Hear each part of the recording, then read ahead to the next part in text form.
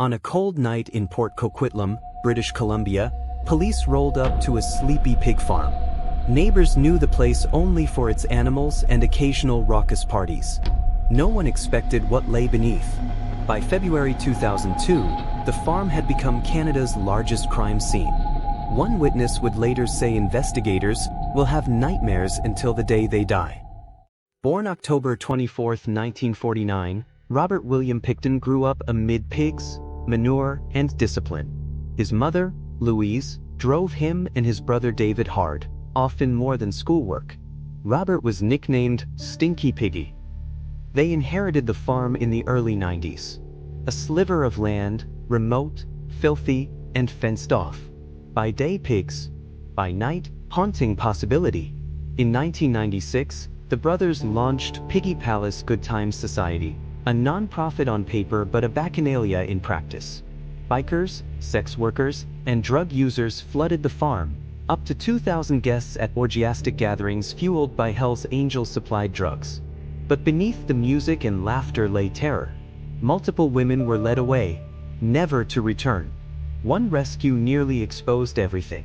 In March 1997, sex worker Wendy Lynn Eisteder escaped after Pickton stabbed her, bound her, and left her for dead.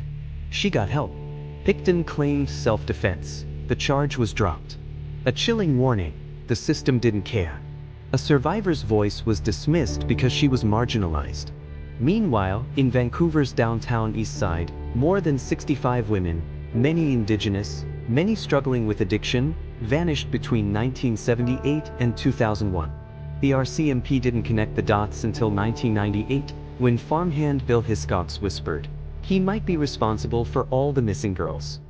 On February 6, 2002, routine warrant for illegal firearms. Inside, shotguns, clothes, human remains. By dawn, medical examiners moved in. Over 100 forensic specialists sifted through soil and silt for evidence. Shards of bone, teeth, and blood-stained clothing. Pig pens yielded partial remains. At least 33 women's DNA found. The farm was a slaughterhouse. Investigators uncovered chilling details: an asthma inhaler belonging to a missing woman. Clothing categorized, bones labeled. One grisly possibility: Pickton mixed human flesh with farm pork. A tainted meat advisory was sent to neighbors. The horror: people may have eaten people. Authorities charged Pickton with 26 murders. But his trial, beginning January 22, 2007, focused on 6. The jury, after hearing months of testimony, convicted him on December 9, 2007, of 6 counts of second-degree murder. Convicted victims: Serena Abotswe, Mona Wilson, Andrea Josbury, Brenda Wolfe, Georgina Papine, and Marnie Fry. The trial was calm and eerily clinical. Jurors looked on, tearful. Pickton sat impassive, sometimes smirking. Justice James Williams called it, rarely properly warrants the maximum period of parole ineligibility, 25 years. An undercover RCMP officer in his cell captured him. He boasted, killed 49 women. Wanted an even 50. Got sloppy. Charges for 20 remaining murders were stayed in August 2010 because he already had life. No additional trial. Families were devastated. A larger safety net unraveled. The Missing Women Commission concluded blatant failures in police, or worse, societal indifference to Indigenous and marginalized lives. Commission of Inquiry, forsaken. 2012 63 recommendations. Changes followed: missing persons units, early notifications to families, interjurisdiction coordination. But the scars remain. Sentenced to life with no parole for 25 years. Pickton was transferred to Port Cartier Institution in Quebec.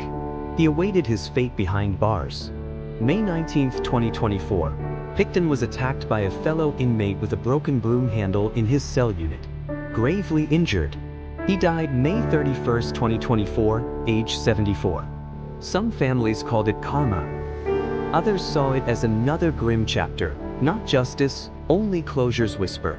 He died, but the victim's stories still demand attention. In the wake of his death, Canadian officials again faced criticism. Were these men forgotten before death? Some families say healing is possible, others remain raw. Victims remembered: Serena Abatswe, 29. Missing August 22, 2001. Mona Wilson, 26. Missing November 30, 2001. Andrea Josbury, 22.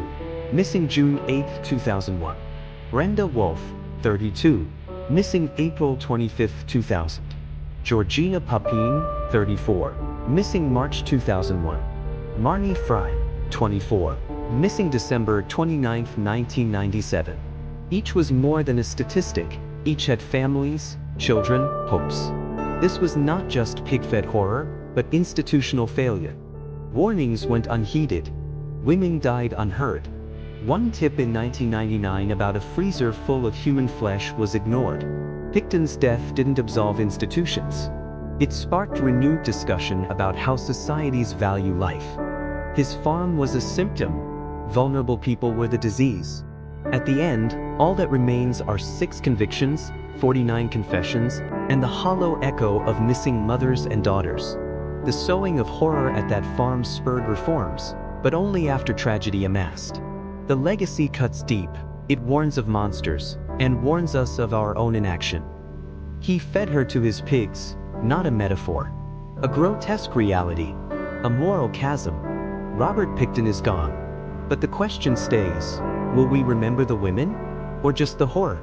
If you're moved, consider supporting organizations fighting for missing and murdered Indigenous women's rights in Canada.